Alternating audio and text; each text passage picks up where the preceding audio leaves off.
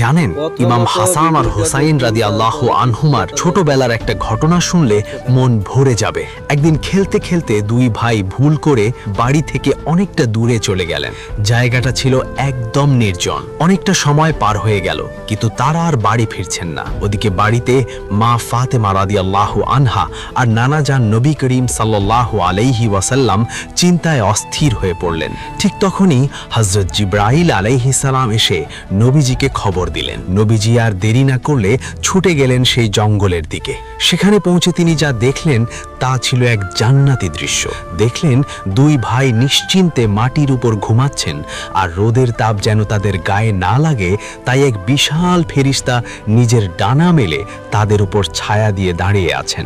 আসলে আল্লাহ তার হাবিবের নাতিদের কষ্ট সইবেন কেন? তারা তো সাধারণ কেউ নন, তারা হলেন জান্নাতের যুবকদের সর্দার। বন্ধুরা, নবী পরিবারের প্রতি আপনার ভালোবাসা জানাতে কমেন্টে